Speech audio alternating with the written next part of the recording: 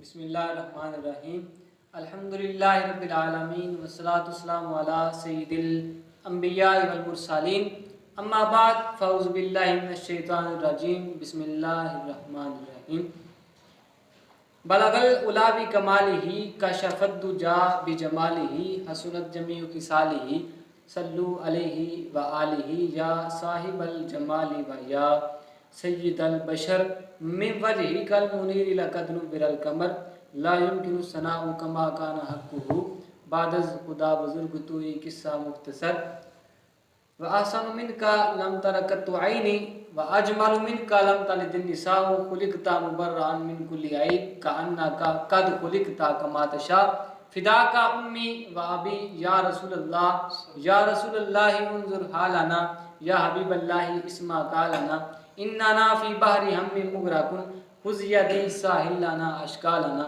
ناظرین، آپ دیکھ رہے ہیں پروگرام ماہ رمضان مبارک کی خصوصی نشریات بہار رمضان PNC 24 پر۔ آپ کا میزبان مظہر فاروق عطاری، اور آج کے ہمارے مہمان خاص حضرت علامہ مولانا مدثر اقبال عطاری مدنی صاحب اور مہمان ثناخان حافظ محسن علی جلالی صاحب تشریف فرمائے۔ ناظرین، ماہ رمضان مبارک کا برکتوں والا مہینہ جاری و ساری ہے۔ آج 17 رمضان مبارک ہو چکی ہے، تو 17 رمضان مبارک کو غزوہ بدر کا جو ہے یہ واقعہ پیش آیا۔ غزوہ بدر جو ہے یہ ہوئی، تو اس کے بارے میں آج ہم علامہ صاحب سے سنیں گے۔ اس سے پہلے اپنے مہمان ثناخان کی طرف بڑھتا ہوں۔ حافظ محسن جلالی صاحب، ان سے ملتمس کرتا ہوں کہ بنات رسول مقبول صلی اللہ تعالیٰ علیہ وسلم پیش فرمائیں۔ جی حافظ صاحب۔ اللہ نے بلایا ہے، اللہ نے بلایا ہے، اللہ کے گھر میں ہو کعبے کا نظارہ ہے، اللہ کے گھر میں ہو اللہ نے بلایا ہے، اللہ کے گھر میں ہو کعبے کا نظارہ ہے، اللہ کے گھر میں ہو۔ دربار یہ کیسا ہے، پیشانی سے پہلے دل، دربار یہ کیسا ہے، پیشانی سے پہلے دل سجدے میں جھکایا ہے، اللہ کے گھر میں ہو سجدے میں جھکایا ہے، اللہ کے گھر میں ہو اللہ نے بلایا ہے، اللہ کے گھر میں ہو کعبے کا نظارہ ہے، اللہ کے گھر میں ہو۔ اللہ کرم کرنا ہر سال بلا لینا، اللہ کرم کرنا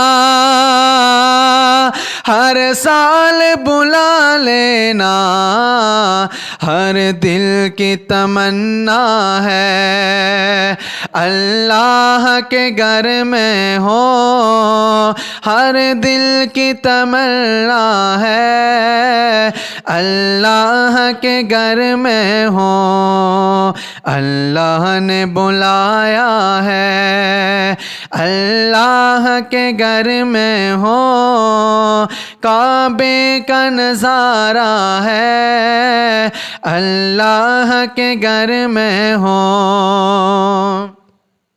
سجدے میں اجاگر ہے اور سامنے کعبہ ہے، سجدے میں اجاگر ہے اور سامنے کعبہ ہے، مولا نے نوازا ہے، اللہ کے گھر میں ہو کعبے کا نظارہ ہے،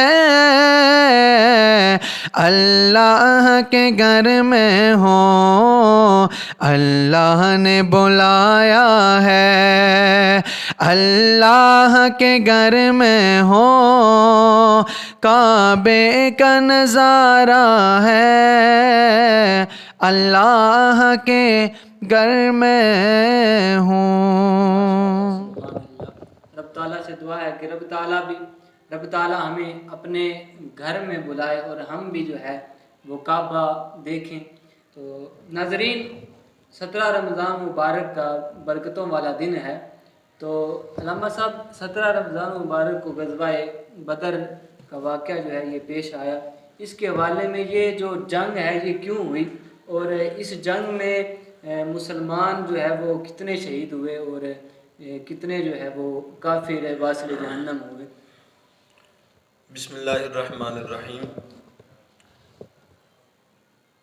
اس جنگ کا ذکر اللہ نے قرآن پاک میں بھی کیا ہے۔ اللہ نے فرمایا کہ وَلَقَدْ نَصَرَكُمُ اللَّهُ بِبَدْرٍ وَأَنْتُمْ أَذِلَّةٌ۔ مفہوم کچھ اس طرح سے ہے کہ اللہ فرماتا ہے محبوب، اللہ نے تم لوگوں کی مدد کی، یعنی آپ علیہ السلام کی اور صحابہ کی، وَأَنْتُمْ أَذِلَّةٌ، اس وقت جب کہ تم بے سر و سامان تھے۔ اس کا پس منظر یوں ہے کہ جب آپ علیہ السلام نے مکے سے مدینے کی طرف ہجرت کی، کچھ معاہدے ہوئے مکے میں جو کفار تھے انہوں نے کیے مدینے والوں سے۔ اب ایک بار خبر نبی علیہ السلام کو مدینے میں یہ ملی کہ ایک قافلہ شام سے مکے جا رہا ہے، اس میں ابو سفیان بھی ہے۔ تو آپ نے صحابہ کرام سے فرمایا چونکہ وہ مسلمانوں کو تکلیف دیتے ہیں اور مسلمانوں کو لوٹتے بھی ہیں، کیوں نہ اس بار ان کے قافلے کو ہم روک لیں تاکہ جو انہوں نے سخت شرائط ہم پہ لگا رکھی ہیں ان کو ختم کیا جا سکے۔ آپ چند صحابہ کو لے کر چلے گئے اس قافلے کو روکنے کے لیے۔ اب ان کو پتہ چل گیا کہ ہمارے قافلے کو لوٹنے کے لیے مسلمان آ رہے ہیں، انہوں نے مکے میں خبر پہنچا دی، اور وہاں کے جو بڑے بڑے سردار تھے ابو لہب کے علاوہ سارے اپنا لشکر لے کر اور سارا سامان ہتھیاروں سے لیس اور مکمل ساز و سامان کے ساتھ انہوں نے اپنا لشکر لیا اور بدر کی طرف چال پڑے۔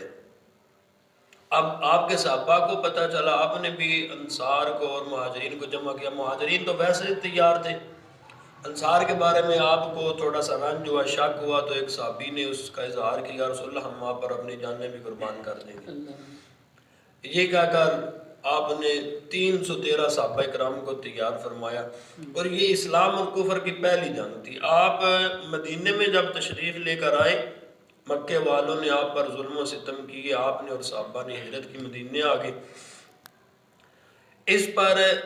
اس کے بعد مکے والوں کی اور مدینے والوں کی، یعنی اسلام اور کفر کی پہلی جنگ تھی وہ، جس کو غزوہ بدر کہا جاتا ہے۔ جنگ کا دوسرا نام غزوہ، یعنی جس جنگ میں آپ علیہ السلام نے شرکت کی ہو اس کو غزوہ کہا جاتا ہے۔ تو جب آپ علیہ السلام نے صحابہ کو جمع کیا، اور یہ جو بدر کا مقام ہے نا، یہ ایک علاقے کا نام تھا بدر، یہ مدینے سے تقریباً 80 میل، کم و بیش 160-70 کلومیٹر دور بنتا ہے۔ آپ وہاں پر لشکر لے کر کفار سے پہلے چلے گئے، اور آپ کا اللہ نے جیسے فرمایا ہے نا کہ لشکر بے سر و سامان تھے، 313 صحابہ تھے، صرف 2 گھوڑے ہیں ان کے پاس اور 70 اونٹ۔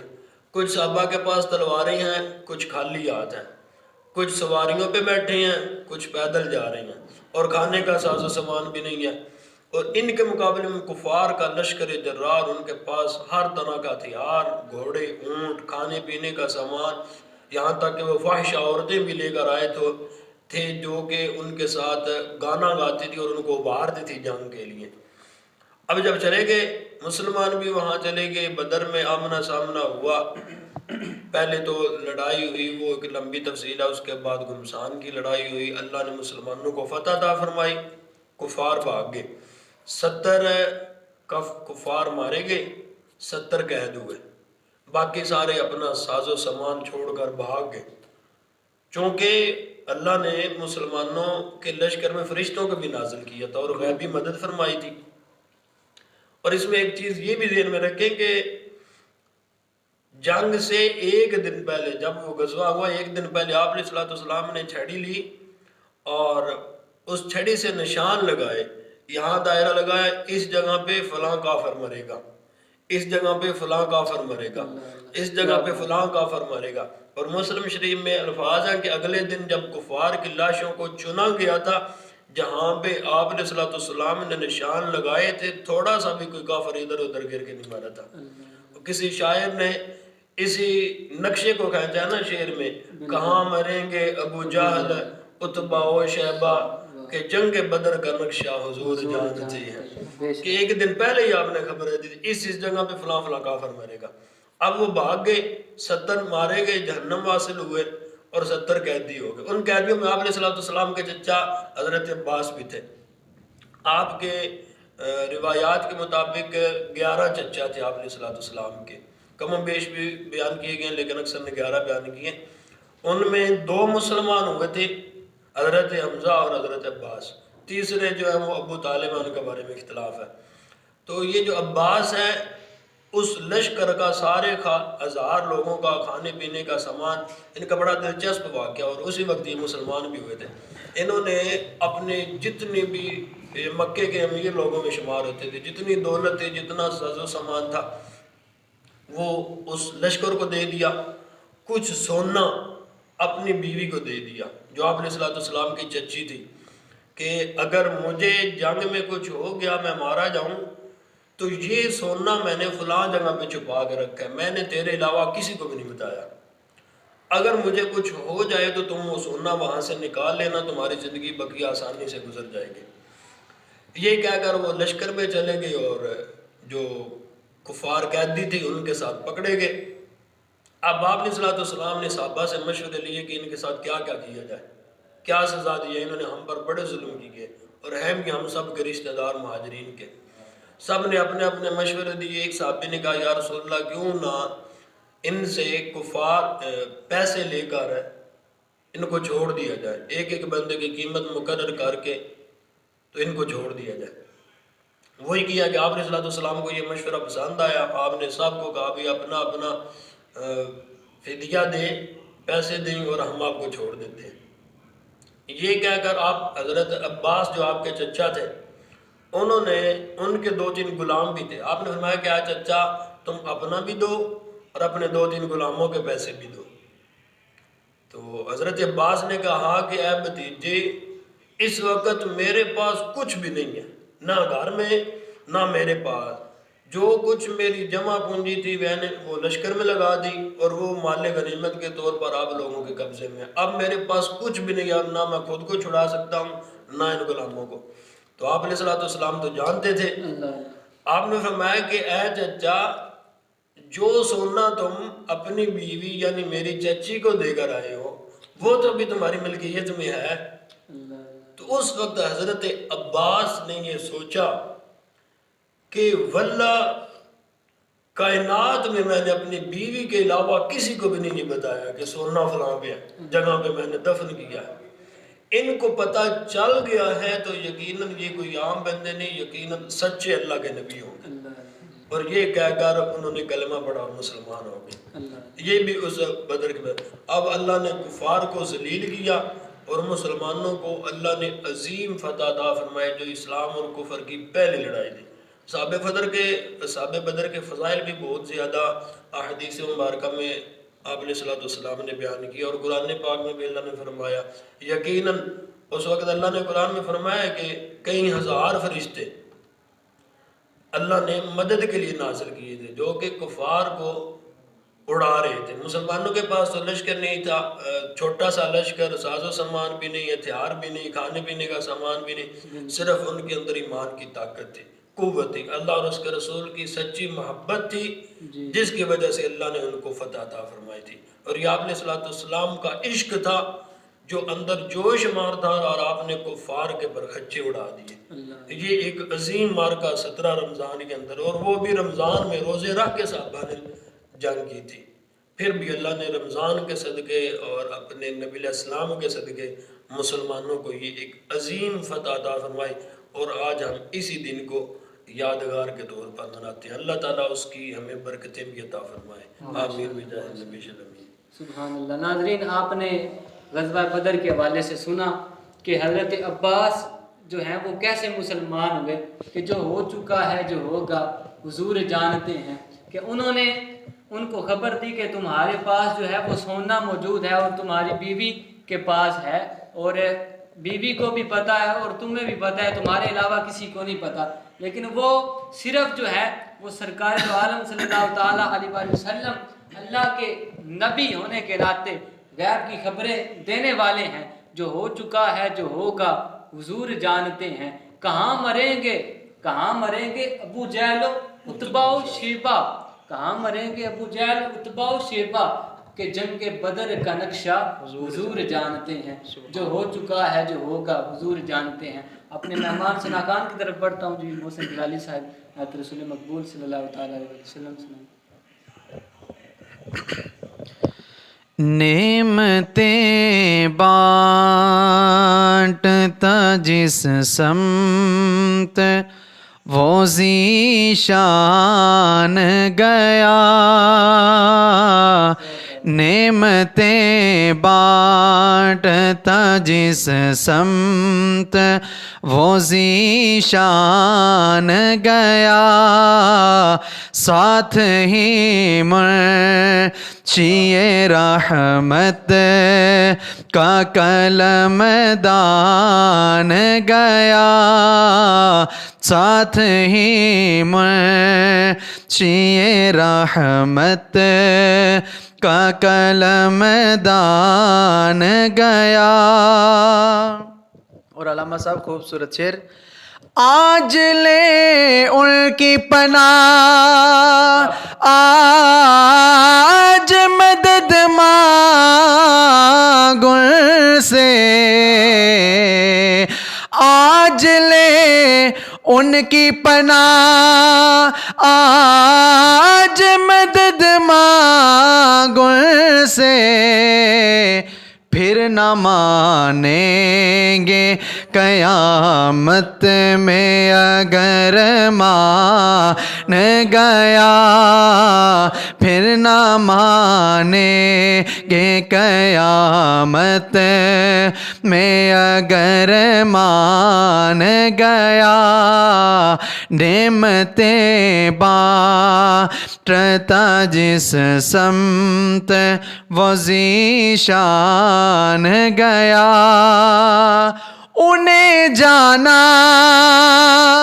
انہیں مانا نہ رکھا غیر سے کام، انہیں جانا انہیں مانا نہ رکھا غیر سے کام، للہ الحمد میں دنیا سے مسلمان گیا، للہ الحمد میں دنیا سے مسلمان گیا۔ علامہ صاحب یہ شعر دوبارہ پڑھنے کو میرا دل کر رہا ہے، قبلہ رضوی صاحب رحمۃ اللہ تعالیٰ علیہ آپ اکثر یہ شعر پڑھتے تھے، انہیں جانا انہیں مانا نہ رکھا غیر سے کام، للہ الحمد میں دنیا سے مسلمان گیا، للہ الحمد میں دنیا سے مسلمان گیا، جان و دل ہوش و خیت سب تو مدینے پہنچے، جان و دل ہوش و خیت سب تو مدینے پہنچے، تم نہیں چلتے رضا سارا تو سامان گیا تم نہیں چلتے رضا سارا تو سامان گیا نعمتیں بانٹتا جس سمت وہ ذیشان گیا ساتھ ہی منشی رحمت کا قلم دان گیا. ماشاءاللہ سبحان اللہ. آج لے ان کی پناہ آج مدد مانگ ان سے کل نہ مانیں گے قیامت میں اگر تو مان گیا کل نہ مانیں گے قیامت میں اگر تو مان گیا. ماشاءاللہ سبحان اللہ. بہت ہی خوبصورت انداز میں حافظ صاحب نعت رسول مقبول صلی اللہ تعالیٰ علیہ وسلم پیش فرما رہے تھے.